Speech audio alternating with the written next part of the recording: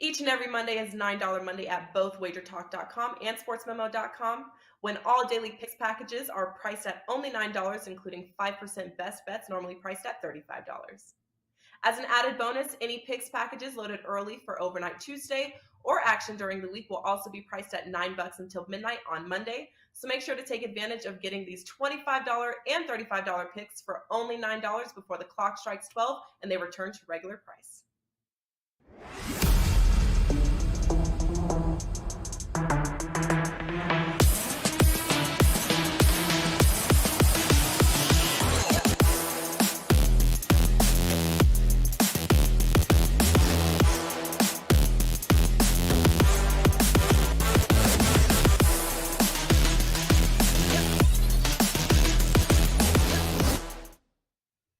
Welcome into the NBA Tip-Off Show here at WagerTalk TV. I'm Megan Payton. Alongside me today, I have Andy Lang, Teddy Covers, Bryan Leonard, here to break down the NBA slate for this Monday afternoon. Lots going on the card. If you're new to the NBA Tip-Off Show, this is how it runs. We've got a contrarian play of the day. We're going to go to our featured game in overtime where we break down totals. Our panel is going to give their best bets, and they're also going to give their dogs of the day. Before we see what the gods have in store for us, let's go around the horn and hear from our panel.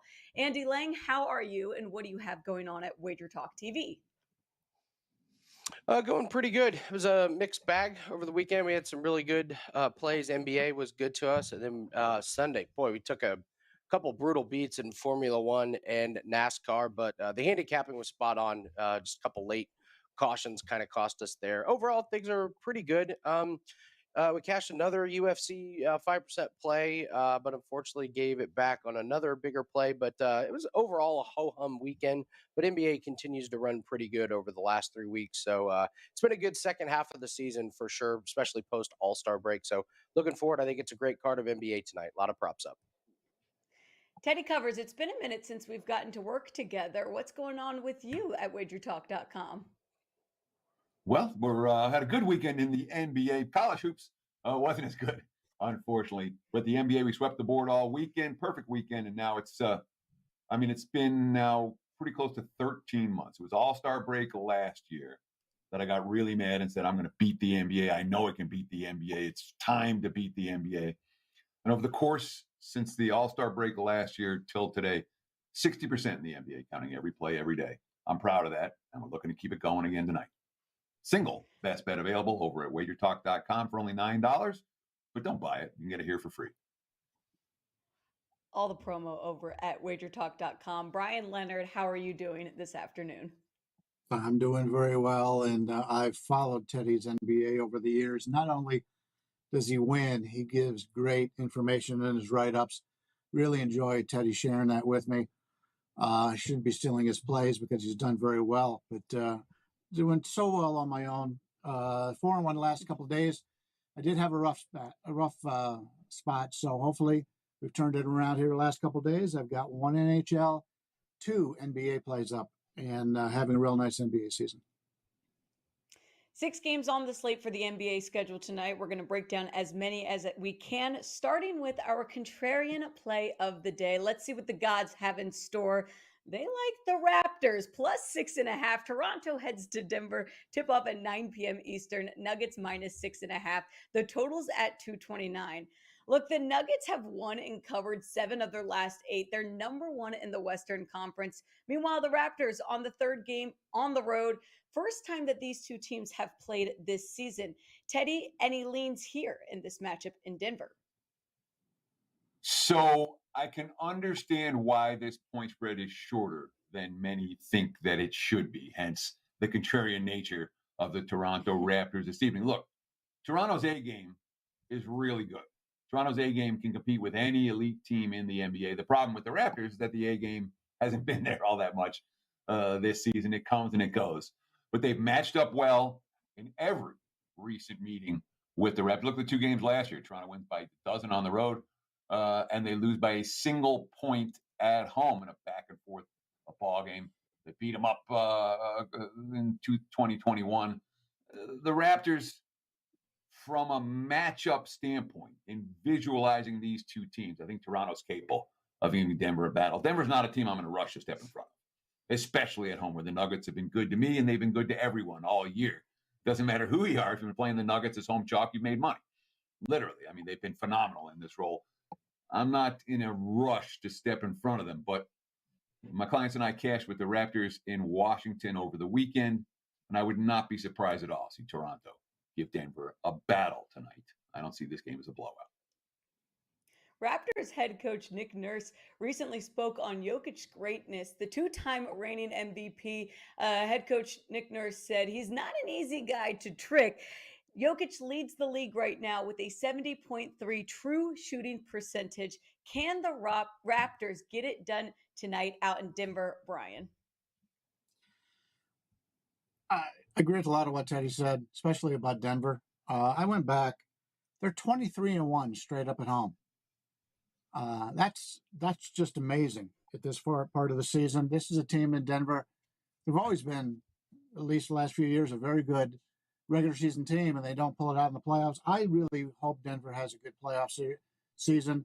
I'd like to see Jokic. I mean, he's been winning the MVP, but I think he's a guy that still, if you're not an NBA fan, you really don't know that much about him. I'd like to see them get a nice run here in the playoffs. Interesting when you take a look at the two teams, if you take a look at the cleaning the glass numbers from shooting accuracy, Toronto is not a good shooting team. You take a look at their short mid-range, they rank 26th, long mid-range 29th, all mid-range 28th, corner 3 26th, non-corner 3 27, all three-pointers 27.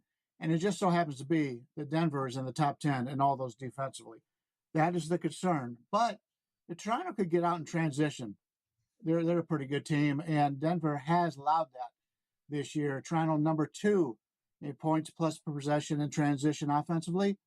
Denver 23rd in that regard defensively. Points per play in transition. Toronto 5th, Denver 26th. So if Toronto could get out and run, Teddy's right. They're going to make this a game. If they can't get out and run, I would much rather have Denver on this home court, which is what I said, 23-1. First time meeting this late in the season. So we'll have to see how it goes. But I like Denver to win the game. Don't know if I can get there with the price. It was 7 earlier. It's down to 6. There's not really those kind of key numbers in the NBA. 1, 2, 3, 7, I would guess, would probably be what they would be. And we no longer can get that 7. So I won't be on Toronto, but try to find a way to play Denver on the money line here. Some way, first quarter, something in that regard. Toronto's won 9 of their last 12, yet they're 2-6 against the spread on their last 8 road games. Andy, your thoughts on the Gods +6 with Toronto and any player props that you're going to be eyeing in tonight's game? I don't really have anything else to add for the spread in this one. Listen, anybody that's watched me and anytime we talk about the Nuggets knows exactly where I'm going, and that's Jokic triple-double. We gave out this play again on Friday, and it hit again on Friday, and this just keeps cashing. That's 3 in a row for him. That's 15 out of 21 games where he has a triple-double. It's just rinse and repeat, and the books aren't even making you pay a premium.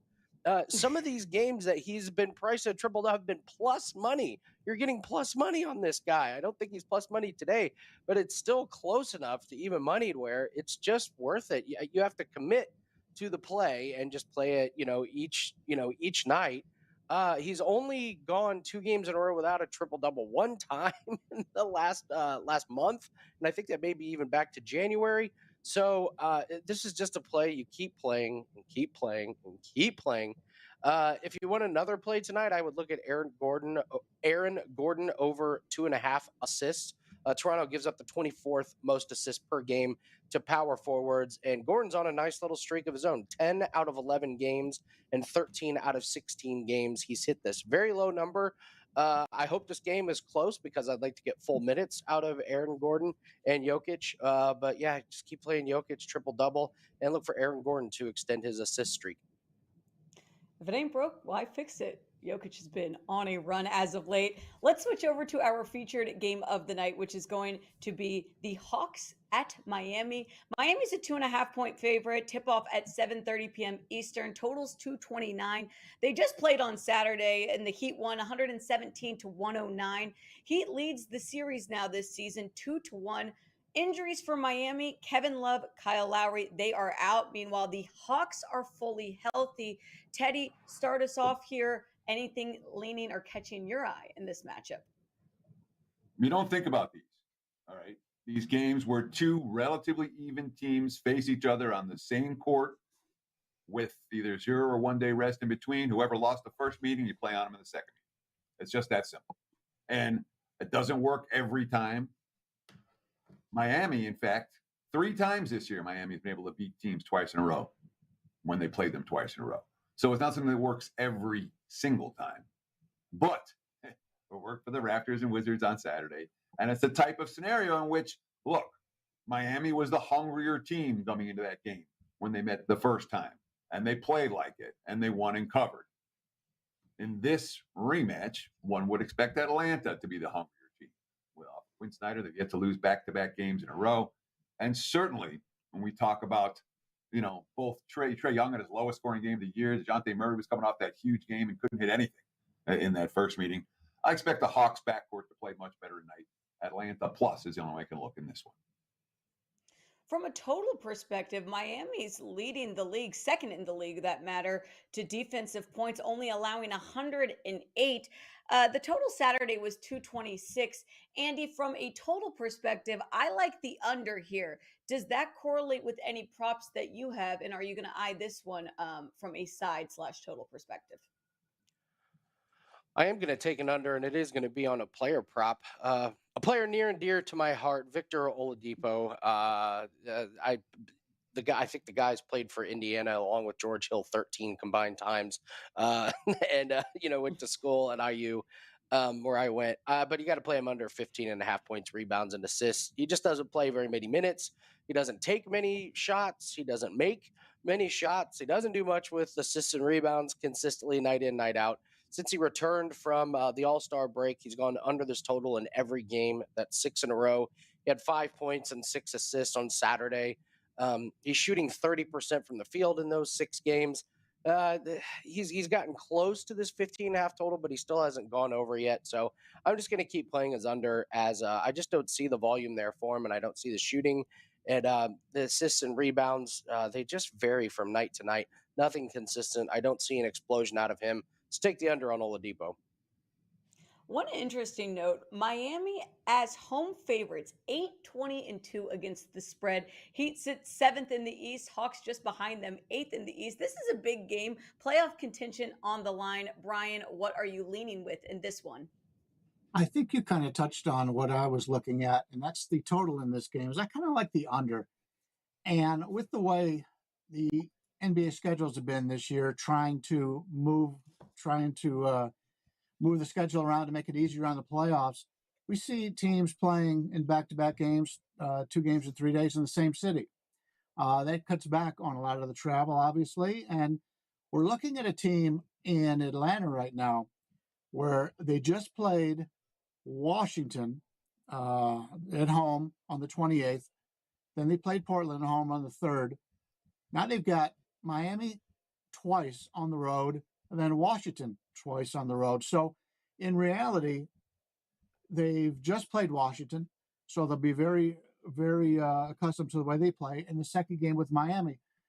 This is sort of like a mini playoff series for in my mind, when you have these games back to back like this. We all know in the NBA playoffs, as the series goes on, teams tend to know what the opposition is going to run. They know what the plays are coming, and we see totals go under. This game's gotten up a little bit, a couple of points to the over in this game. And as I mentioned, this is a team for Atlanta. All they've had to worry about is Washington, Portland, and Miami, and they're all set for 5 games. You don't see that very often. It's very similar to what Miami's doing here in the second back-to-back against Atlanta. And they also have Cleveland at home the next 2 games. So These are teams that don't need to scout the opposition coming up because they've already seen them or they've just played them. I like the under here. I think that's the way to go. And with the line going up a couple points, gives us a little bit better of a number. I agree with you, Brian. Total at 229, potentially a slower style, more physical game. That matchup tonight at 7:30 p.m. Eastern. Speaking of totals, it's time for overtime. Let's look at our overtime game of the night. That is the New Orleans Pelicans at Sacramento Kings. Total at 237.5. It opened to 239. We've seen it move down just a bit. The Kings are the top offensive team in the league, averaging a 239.6 combined total points per games. The Pelicans are averaging a combined 227.5 points per game. But the last 5 games have not been solid for this Pelicans offense. Brian, coming back to you first. I don't know if we can bet an over on a New Orleans Pelicans team that's just been struggling offensively as of late. I think we can do it because we're playing Sacramento, a team that runs with everybody. And I talked earlier in the season about how they like to run at home. They've been running on the road too. And you go back Sacramento, the last 12 games, 10 of those 12 have gone over. One of those stayed under by half a point. So when I'm looking at Sacramento games right now, I'm looking at over. I'm not going to want to play an under. I'm looking at over or nothing. And we keep in mind, Sacramento just played, I guess it's a month ago now, but on February 5th, they had a home game. They just beat the Lakers. And then the next day, Sacramento comes in and they blow out Sacramento in that game by 32 points. They blow out New Orleans in that game by 32 points. New Orleans is going to want to make a little bit of adjustments here after getting embarrassed in that regard. So I think they're going to try to run a little bit here, get their points where they can. But you're right. They're a situation right now where, New Orleans beat Sacramento by 32, and now Sacramento's got that chance to gain that victory and get the revenge. And I misspoke earlier. But Sacramento's the team looking for revenge, playing on a home court that they like to run. Give me the over in this one. I go back and forth here because it's hard to bet an under on a Sacramento team that's top offense in the league. However, New Orleans has only cleared over 110 points one time, their last 5, averaging just 105 the last 5 stretch. Andy, from a prop perspective, anything catching your eye in this one? Yeah, hopefully I'm not overthinking this one, but if I do, I will look like a complete genius. I took Trey Murphy under his PRA on Friday, and he barely hit his under. He hit it by the hook. But that was a game that they only scored 99 points in. And the reasoning for taking Trey Murphy under was his minutes had gone down. His shots had gone down. He just seemed like a guy that had just fallen out of good graces and wasn't getting very many opportunities. But they've got injury problems. Alvarado's out. Richardson is out. So on Friday, he played 38 minutes. And with the Pelicans only scoring 99 points, he barely comes in under. This game is going to be higher scoring. The last 15 games, Sacramento is the number 1 offensive rated team, but the number 27 on defense. So I think they're going to go from 99 team points to probably 110, maybe 115 if they get going right. I look at this minutes, and he's kind of the only guy left as he's inserted into the starting lineup. I think he just gets plenty of opportunities. It's going to be a big minute game for him. I think he's going to go just barely over this total based on the injuries that they have and the matchup they have tonight. Teddy, one angle I found in this matchup is the third quarter over at 60.5 right now. Even if I don't think the New Orleans Pelicans can do it in the full game, third quarter, they've been able to do it as of late. What is your lean here with the total at 237.5? So Bryan talked about the last time these two teams met, back on February 5th, when New Orleans hung 138 on Sacramento. Since that time, they haven't gotten within 15 points of that number. All right. Their last 8 games, 107, 103 against Oklahoma City, who doesn't play any defense, 102 against the Lakers, $110 against Toronto, 106 against the Knicks, 93 against Orlando, 99 against Golden State. They're not playing with pace. The offense has no rhythm, and it doesn't really matter what type of pace their opponent's playing at. New Orleans is an offensively challenged team right now. That 136 they scored last time around, I don't think they sniff it this time around. And we are kind of between a rock and a hard place because New Orleans is trending all under heavily right now. They've cashed 1 over in their last 7 ball games. Well, Sacramento's the other side of the equation. All they're doing is cashing overs. They have 1 push in their last 6. Everything else is up and over the total. The offense is clicking. They're the fastest paced team in the second fastest paced team in the NBA. They're number 1 in the NBA in offensive efficiency right now.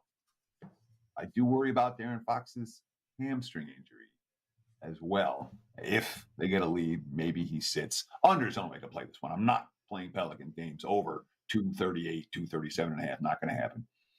So under or pass for me. That is our overtime game of the night. Tip off at 10 p.m. Eastern. That's the Kings and the Pelicans. And now it's time to hear what dogs are barking. I love a good dog, and I'm excited to hear what our panel has in store for us. So it's time for That's My Dog. That's my dog. That's my dog. That's my dog. That's my dog. And anybody got to say anything, you let me know. That's my dog.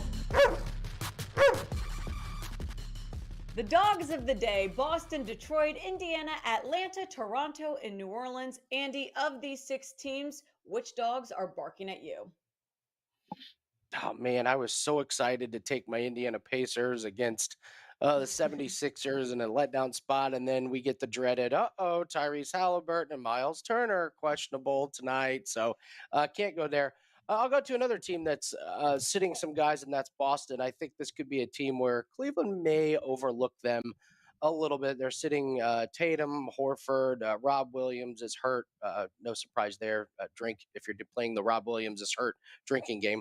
But I just it's too big of a number, and I like some of these pieces for Boston. I like Derek White. I think you could argue he's been one of the better players for Boston. I don't know if is Brogdon still out tonight? I don't think Brogdon's out tonight.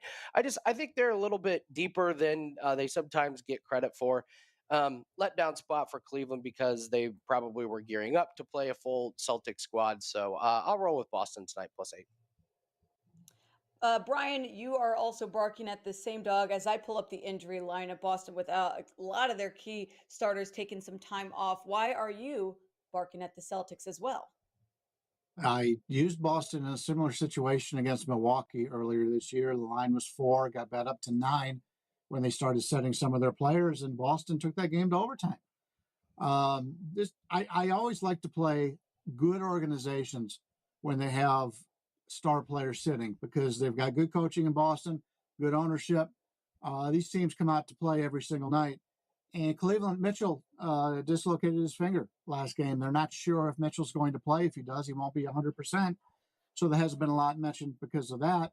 I know Cleveland, being a Cavaliers fan, they try to emulate Boston in everything they do. So it's very important to them to play well against Boston. But when I watch them play, every time they play Boston, it seems to me that Boston does it just a little bit better than what they do. Cleveland's been very good at home, but Boston 20-11 straight up on the road this year. 8 points is too many in my regard. I think this is a tight game all the way. I'll take the underdog Celtics. I'm with you both. Celtics all the way here, +8. Teddy, into South for our dog section. Who is barking at you tonight? Just to clean up 2 quick notes. If you want the Celtics +8, better bet them right now. Mitchell just got upgraded to probable. And no, but I'm seeing 7.5s coming up. So I'm not sure what that is about. Oh, Brogdon getting upgraded to probable. That's the other side of the equation. Yeah, that's why we're seeing a little bit of Boston money right now. But the 8s are getting wiped out. I'm looking at the WagerTalk live odds screen as we speak. If you want +8, bet it sooner, not later. I'm going to go back to a game that we talked about a little bit earlier. That is the Hawks and the Heat with my dog of the day. And all I got to, honestly, all I have to do to give this, to explain why I like Atlanta, besides they just lost to this team on this floor 2 days ago. These are some numbers for Miami right now. Let me just some straight up numbers. Okay. 1 day rest. The Heat are 1-7 against the spread. 1-6 against the spread. Their last 7 at home. 5-21-1 against the spread. Their last 27 following a point spread win. These are dismal numbers. It's March. They've been playing since October. This will be Miami's 33rd home game. They've covered 10 of those point spreads, including the one in the first meeting between these two teams. Miami is a bad home favorite. They've been a bad home favorite. They've all year, they've been unable to sustain success all year. Give me Atlanta plus. It's a game I expect the Hawks to win. I'd rather put the plus 2.5 in my pocket, even if they lose tight. We'll cash our ticket. And that wraps up the dogs of the day. And now we move on to the best part of the NBA tip-off show. That's best bets. If you're new here, the rules are simple. 60 seconds off the clock. The panel can do whatever they'd like, but they must give us a free best bet and get out by the time the clock gets done. Bryan, start us off. Your best bet. Your time begins now.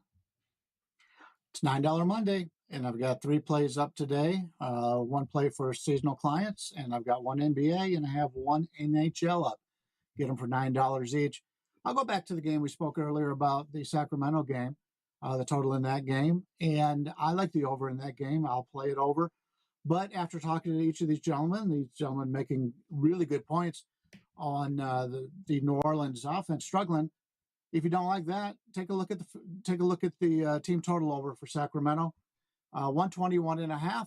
They've gone over that number the last 6 games. This is not a good defensive team in New Orleans right now. So if you don't like the game over, play Sacramento over. They run like crazy at home, and they're going to run it up after losing that big blowout loss last time they played them. I'll take Sacramento over for either the team total or for the entire game, whichever you prefer. With 5 seconds left, Bryan, I like that switch last minute, or addition, we'll call it. Teddy covers your best bet. 60 seconds for you starts now. Sure. Let's talk about the Detroit Pistons and the Portland Trailblazers. And my thought process here is fairly simple. All right, capping bottom feeders down the stretch in the NBA. Teams chasing the number 1 pick, not a playoff spot. It's real simple. When their opponent has a sense of urgency, the bottom feeder is going to lose. Period. Done. All right, Pistons are 4-19 straight up their last 23 ball games. The 4 wins, they beat Charlotte. They beat San Antonio in double overtime. They beat Minnesota when they were slumping, and they beat Brooklyn when everyone was sitting for the Nets. That's it. Of their last 19 losses during this span, 14 of them have come by 6 points or more. What we're going to see tonight. Oh, did I mention the Pistons are sitting their entire starting front court again? They said their entire starting front court against Cleveland the other night. They lost 24. They committed 24 turnovers and only got to 90 points. This is a bottom feeder. The way to make money with bottom feeders in the NBA is you fade them, particularly at home, particularly against opponents that care. Give me the Blazers, minus the 5.5. It's a client play. They'll get it here for free.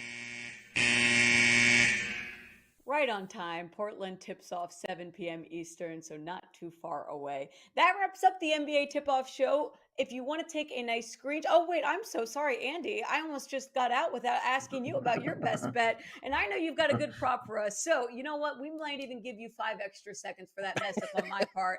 Andy Ling, your time starts now. What do you have for us? Jeez, Megan, if you didn't like my best bet, just send a message in the Slack Just channel. say Yeah, $9 Monday here. We got NHL props up. Of course, NBA props are up. And I'm getting my UFC plays up early so everyone can take advantage of $9 Monday. We're number 1 still in 2023 in UFC. 15 and 6 run in UFC. So we're seeing that sport really, really well. 1-1 over the weekend. So unfortunately didn't turn as much profit as I'd like to, but that's up for $9. Best bet here. I'm going back to the Celtics game. I got to take Evan Mobley over 9.5 rebounds. Very simple play here. Boston is sitting Tatum, Horford, and Rob Williams. These 2 teams played a few days ago. Boston had 43 rebounds. Tatum, Horford, and Williams had 33 of those 43 rebounds. Mobley had 13 rebounds in that game when those guys played. He's had 9 or more rebounds in 6 out of 7 games. Him and Jared Allen should dominate the paint and load up on the rebounds. Take Evan Mobley over 9.5.